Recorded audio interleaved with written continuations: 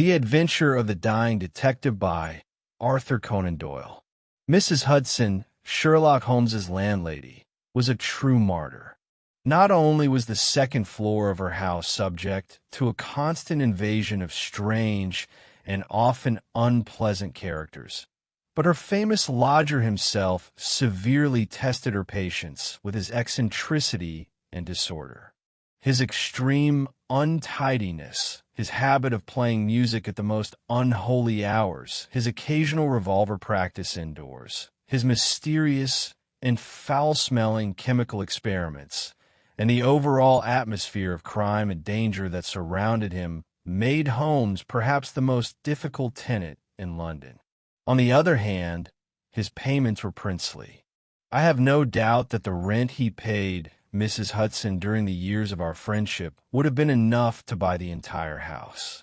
She stood in awe of Holmes and never dared to cross him, even though his lifestyle caused her constant distress.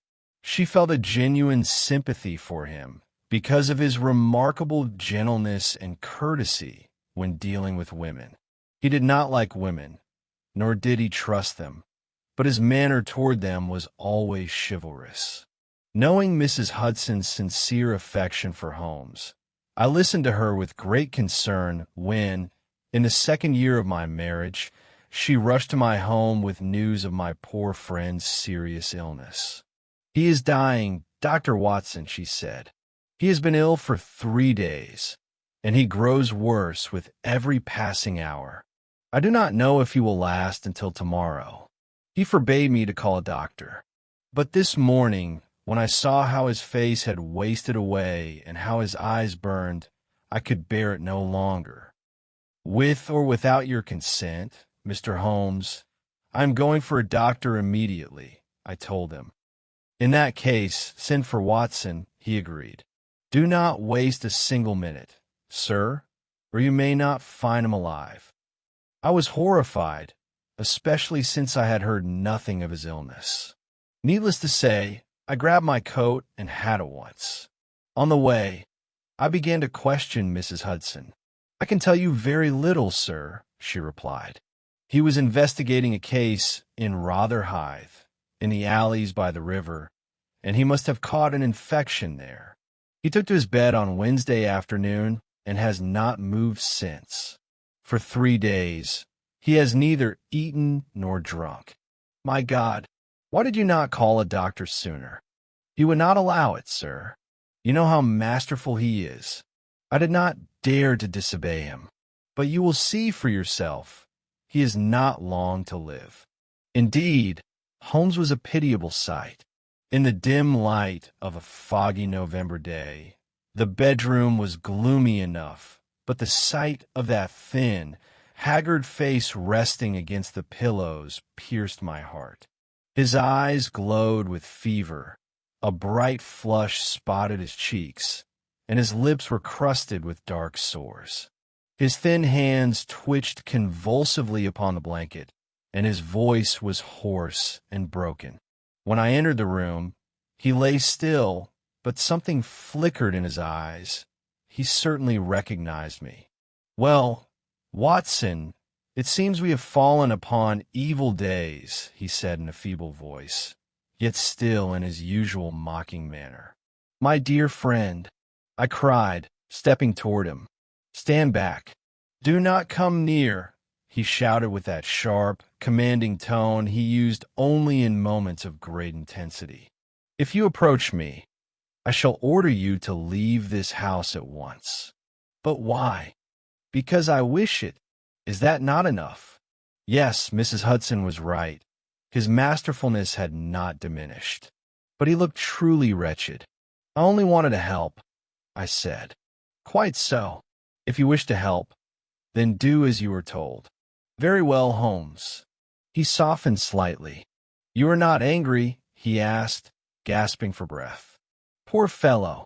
How could I be angry with him while he was in such a state?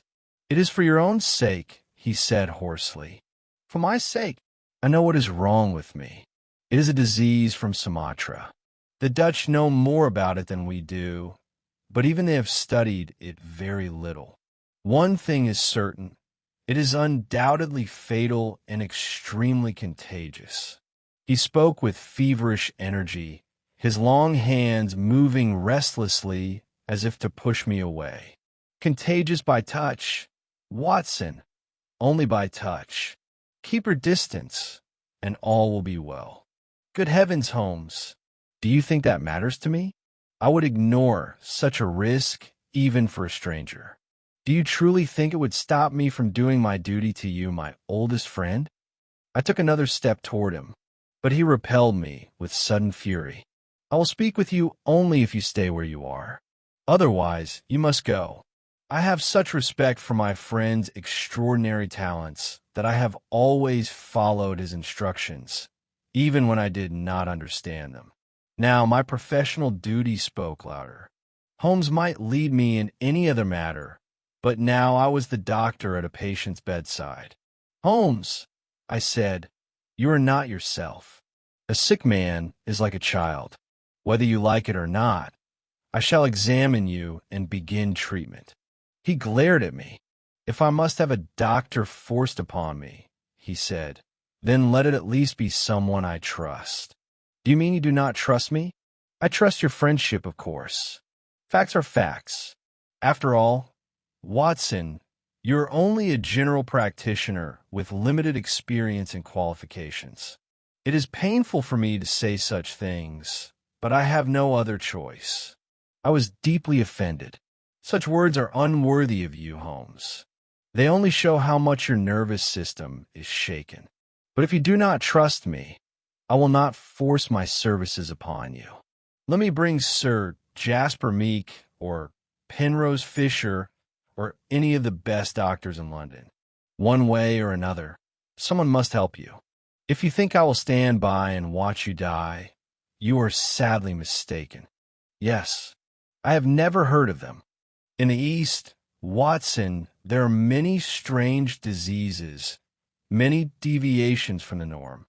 Holmes paused after every phrase, struggling to gather his strength.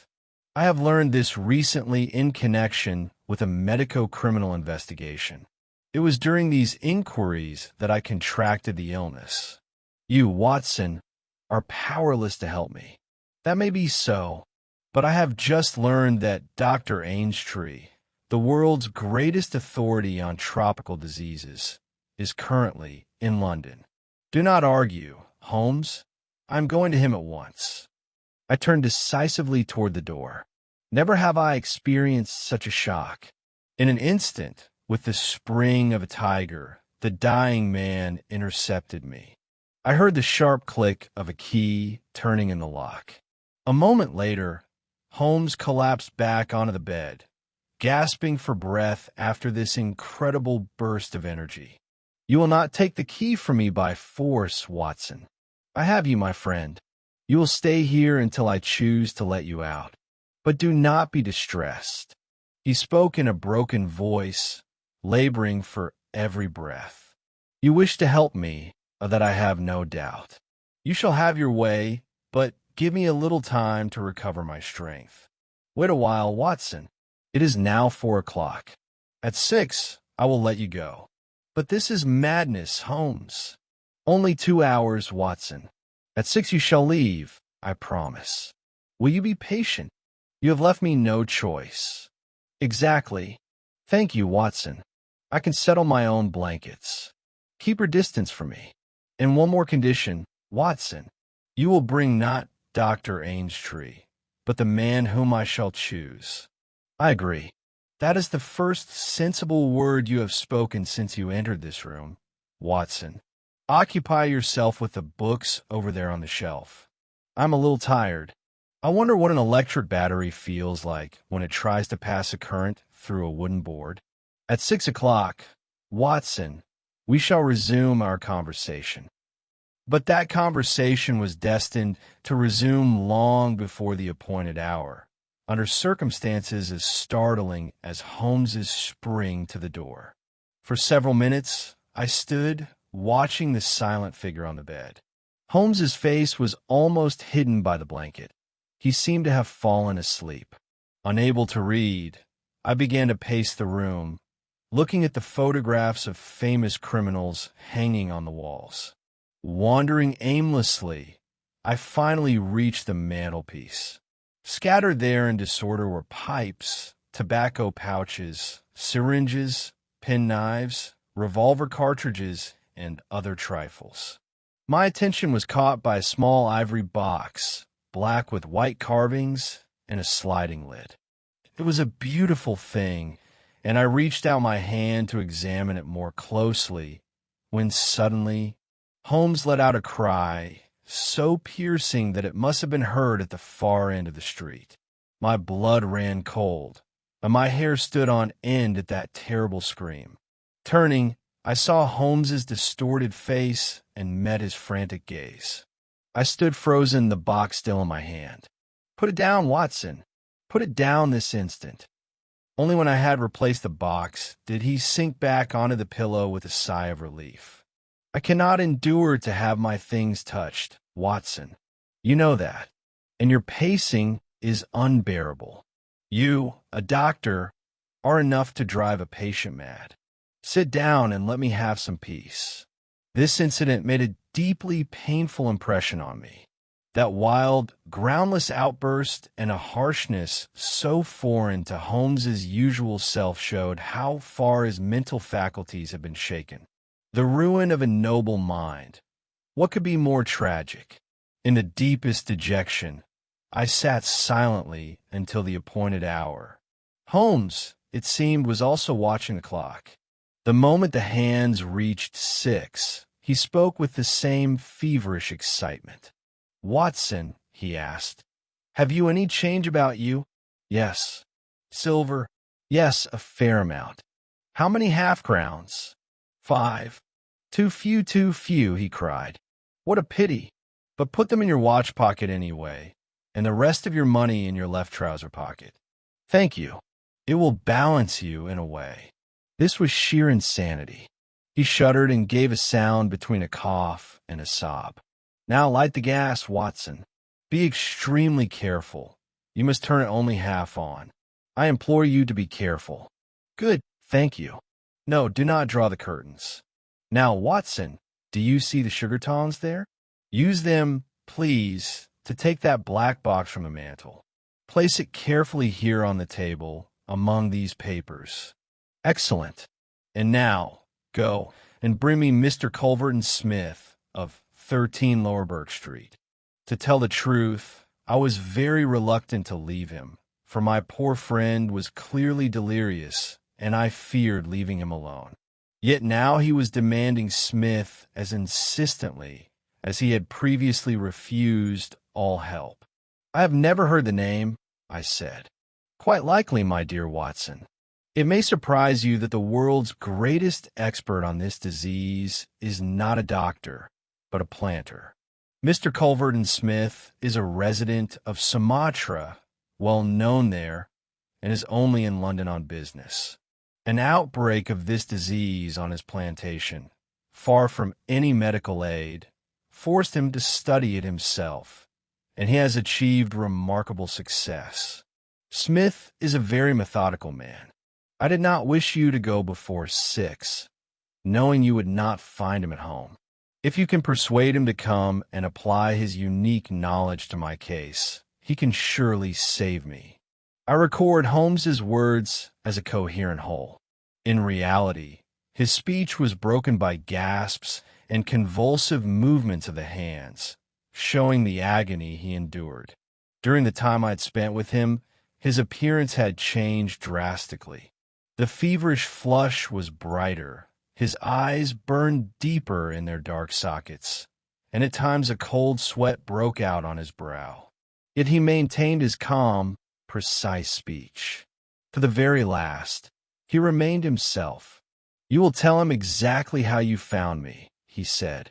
"Describe the impression I made on you. Tell him I am delirious, that I am dying. It is truly strange that the floor of the ocean is not a solid mass of oysters. They are so prolific. Oh, I am wandering again. It is curious how the brain controls itself," he said. "What was I saying, Watson?" You were giving me instructions regarding Mr. Culverton Smith. Ah, yes, I remember. My life depends on him. Watson, you must persuade him to come. We're on bad terms. His nephew died, Watson. I had my suspicions, and he sensed it. The lad died in terrible agony. Smith is bitter against me. You must soften him, Watson, by any means. Beg him, implore him, bring him here at all costs. He alone can save me, only he. I promise I will bring him back with me, even if I have to carry him to the cab in my arms. No, that will not do. You must persuade him to come, but you must return before him. Make some excuse so that you do not come together. Do not forget, Watson, do not fail me. You have never failed me yet. It is certain that some natural forces prevent them from multiplying. You and I, Watson, have done all we could. Is the whole world to be filled with oysters? No, no, it is too horrible. Give him your impression of me as accurately as you can. I left him, carrying with me the image of this great intellect babbling like a child. He had given me the key, and the happy thought occurred to me to take it with me, so that Holmes could not lock himself in. Mrs. Hudson, in tears, was waiting for me in the hall. As I left, I heard Holmes's voice, high and thin, singing some mad song. As I hailed a cab in the street, a dark figure emerged from the fog. "How is Mr. Holmes's health?" a voice asked. It was my old acquaintance, Inspector Morton of Scotland Yard, dressed in plain clothes. "Very bad," I answered. He gave me a strange look. Had it not been so improbable, I would have thought that in the light from the fanlight over the door, I saw an expression of satisfaction on his face. "Yes, I had heard of it," he said. The cab arrived, and we parted. Lower Burke Street was a long row of fine houses between Notting Hill and Kensington. The building where the cab pulled up had a stiff and formal appearance, an old-fashioned iron railing and a massive double door with polished brass handles. A solemn butler, appearing in the pink glow of an electric light, matched the general impression of the house. "Yes, Mr. Culverton Smith is at home." "Dr. Watson?" "Very well, sir. Pray give me your card." My humble name and profession evidently made little impression on Mr. Culverton Smith. Through the half-open door, I heard an irritated, shrill voice. "Who is it? What does he want? How many times have I told you, Staples, that I am not to be disturbed when I am at work?" There were low, soothing explanations from the butler. "I will not see him, Staples. I cannot have these interruptions. I am not at home. Tell him so.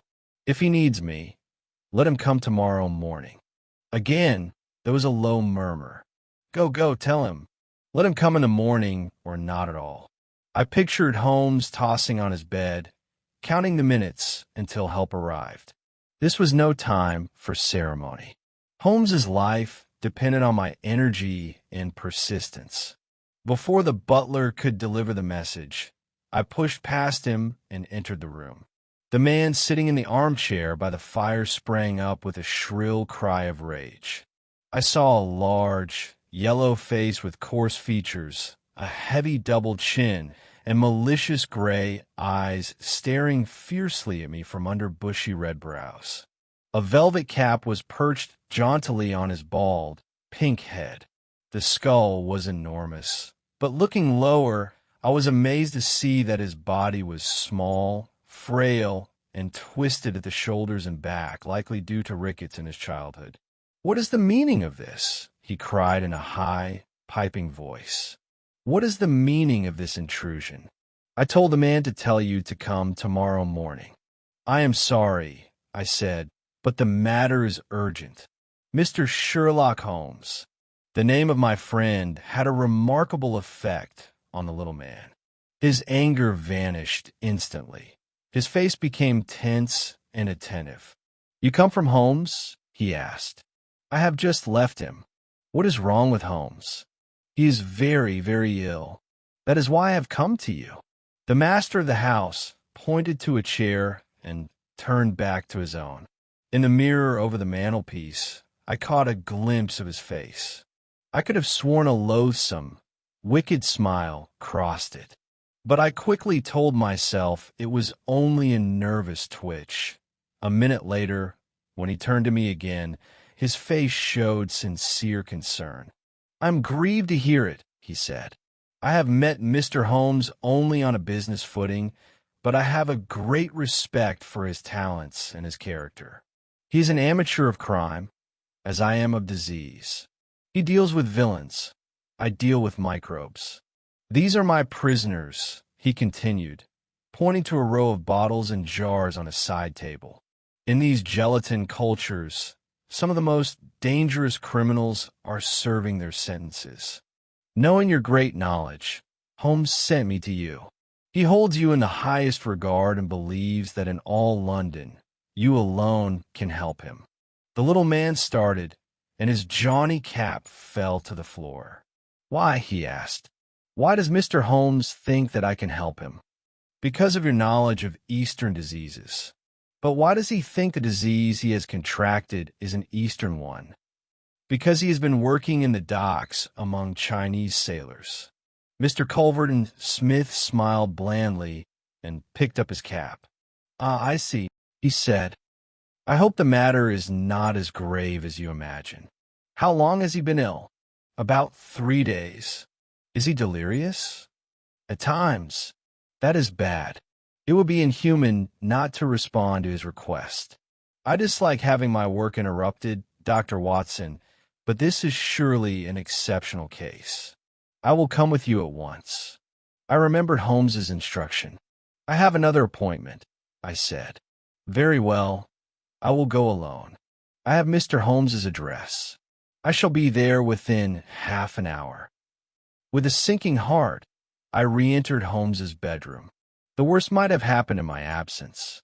However, to my immense joy, I found that his condition had improved significantly. His face was still deathly pale, but there was no longer any sign of delirium. He spoke with a voice that, though weak, was even clearer and more animated than usual. "Did you see him, Watson?" "Yes, he is coming." "Admirable, Watson, admirable. You are the best of messengers." "He wished to return with me." "That could not be allowed, Watson. It would have been quite impossible." "Did he ask as to the cause of my ailment?" "I told him about the sailors in the East End." "Exactly. You have done everything that a true friend could do. Now, Watson, you may disappear from the scene." "I must wait and hear his opinion, Holmes." "Of course. But I have reason to believe that he will express his opinion much more frankly if he thinks we are alone. There is just room for you, Watson, behind the head of my bed." "My dear Holmes, I fear you have no choice, Watson. There is no other hiding place in the room, and it is just as well, for it will not arouse suspicion. But here, Watson, I think we are safe enough."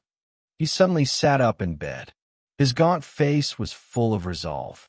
"I hear the click of wheels, Watson. Quick if you love me. And do not budge, whatever happens. Whatever happens, do you hear? Do not speak, do not move. Just listen with all your ears." As suddenly as it had come, his strength vanished, and his sharp, commanding speech sank into the low, vague mutterings of a man in a semi-delirium. From the hiding place in which I so unexpectedly found myself, I heard steps upon the stairs, then the sound of the bedroom door opening and closing. Then, to my surprise, there followed a long silence, broken only by the heavy breathing of the sick man. I pictured our visitor standing by the bedside and looking down at the sufferer. At last, that strange silence ended. "Holmes!" Smith cried in the insistent tone of one waking a sleeper. "Holmes, do you hear me?" I heard a rustling sound, as if he were roughly shaking the sick man by the shoulder. Is that you, Mr. Smith? Holmes whispered. I hardly dare to hope that you would come. Smith laughed.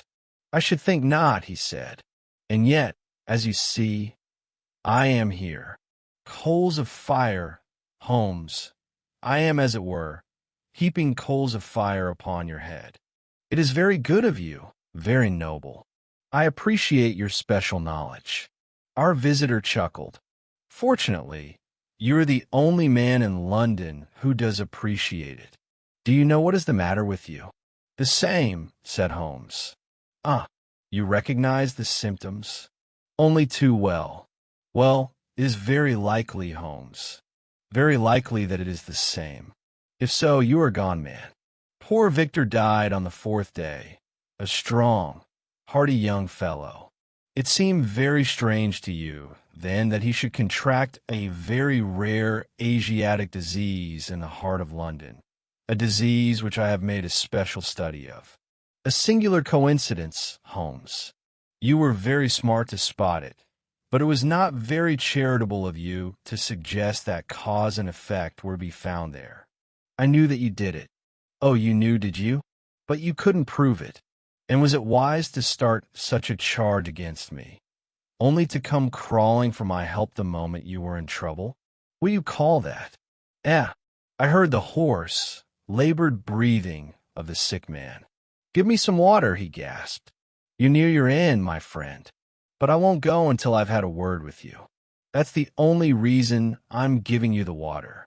There, don't spill it. That's right. Do you understand what I am saying? Holmes groaned. Help me as far as you can. Let the past be forgotten. He whispered. I will put the matter out of my mind. I swear it. Only cure me, and I will forget it. Forget what? Forget the death of Victor Savage. You have just confessed to it. I will forget it. You can forget it or remember it, just as you please. I shall not see you in the witness box. You'll be in a different place, my dear Holmes. You know how my nephew died, and well and good. We're not talking about him now, but about you. Yes, yes. The fellow you sent for me, I forget his name, said you caught it in the East End, among the sailors. I can only explain it in that way. And you pride yourself on your intellect, Holmes. You think yourself so smart, don't you? But you've met your match this time. Just think, Holmes, could you not conceive of any other way you might have caught it? I cannot think. My mind is gone. For pity's sake, help me. Yes, I will help you. I will help you to understand how it happened. I want you to know before you die. Give me something to ease this pain. The pain has come. Has it? Yes, my coolies used to scream toward the end. A sort of cramp, isn't it? Yes, it is a cramp. Well, you can hear me all right. Listen, can you remember any unusual incident in your life just before you were taken ill? No, nothing. Think again. I am too ill to think. Well then, I'll help you. Did anything come to you by post? By post. A box, for example. I am fading. I am dying. Listen, Holmes. He seemed to be shaking the dying man by the shoulder. I could hardly stay still in my hiding place. You must hear me. Do you remember an ivory box? It came on Wednesday. You opened it. Do you remember? Yes, I opened it. There was a sharp spring inside. Some sort of joke. It was no joke, as you will find out to your cost. You fool, you would have it. Who asked you to cross my path? If you had left me alone, I would not have hurt you. I remember. Holmes gasped. The spring. It drew blood. There is the box there on the table. The very one, and now it goes into my pocket. There goes your last shred of evidence. Now, Holmes, you know the truth, and you can die with the knowledge that it was I who killed you. You knew too much of the fate of Victor Savage, so I have sent you to share it. You are very near your end, Holmes. I will sit here and watch you die. Holmes's voice had sunk to a nearly inaudible whisper. What? Smith asked. Turn up the gas? It is getting dark for you? With pleasure. I will turn it up so I can see you better. He crossed the room, and instantly it was flooded with bright light. "Is there any other little service I can do for you, my friend?" "A match and a cigarette." I nearly cried out with joy. Holmes spoke in his natural voice, a little weak perhaps, but the very voice I knew so well. There was a long silence, and I felt that Culverton Smith was staring at Holmes in speechless amazement. "What is the meaning of this?" Smith asked at last in a dry, rasping voice. "The best way to play a part," said Holmes, "is to live it. I give you my word that for 3 days I have tasted neither food nor drink, until you were kind enough to give me that glass of water. But the hardest part was the lack of tobacco. Ah, here are my cigarettes." I heard the scratch of a match. "There, I feel better already. Uh-huh. I believe I hear the step of a friend." Steps were heard outside. The door opened, and Inspector Morton appeared. "All is in order." "You may take him," said Holmes. "You are arrested on the charge of the murder of Victor Savage," said the inspector. "And you might add, for the attempted murder of Sherlock Holmes," my friend remarked with a chuckle. "To save a sick man unnecessary trouble, Mr. Culverton Smith kindly gave you the signal himself by turning the gas full on. By the way, the prisoner has a small box in his right coat pocket. It will be well to remove it." "Thank you. It must be handled with great care. Put down here. It will play its part at the trial." There was a sudden rush, a scuffle, the clink of iron, and a cry of pain. "You'll only hurt yourself," said the inspector. "Stand still." The click of the handcuffs followed.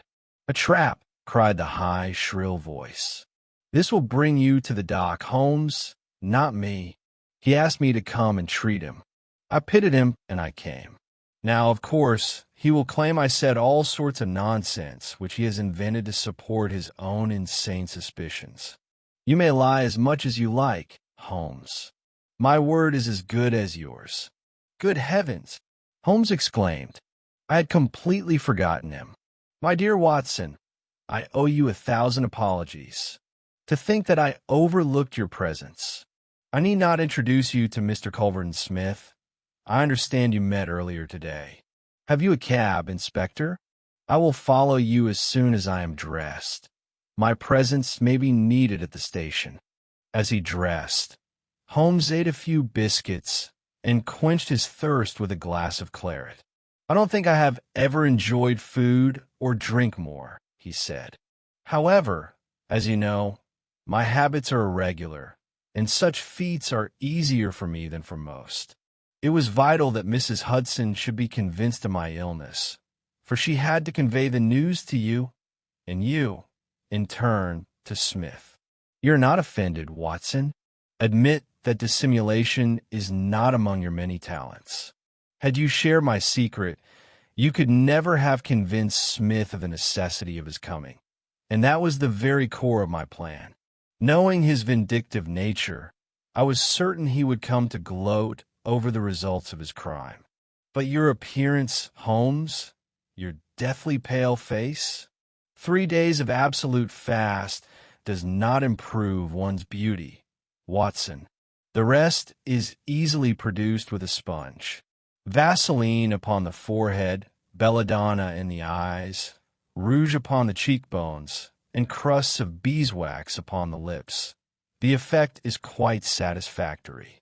Malingering is a subject upon which I sometimes think of writing a monograph, and those remarks about half-crowns and oysters created a very decent illusion of delirium. But why would you not let me near you, since there's no infection? Can you ask, my dear Watson? Do you imagine I have no respect for your medical skills? Could I hope that you're trained, I would overlook the fact that a dying man had neither a rising pulse nor a fever? At a distance of 4 paces, I could deceive you. But had I failed, who would have brought Smith here? No, Watson, do not touch that box. If you look at it from the side, you will see the sharp spring which pops out when the lid is moved. It was by such a device, no doubt, that poor savage was killed, he who stood between this monster and an inheritance. I receive many strange things by post, as you know, and I am wary of all packages addressed to me. It was clear that if I could convince Smith his task was done, I could draw a confession from him. I played the part with the care of a true actor. Thank you, Watson, and now, pray help me with my coat. When we have finished at the police station, I think a little dinner at Simpson's would not be out of place.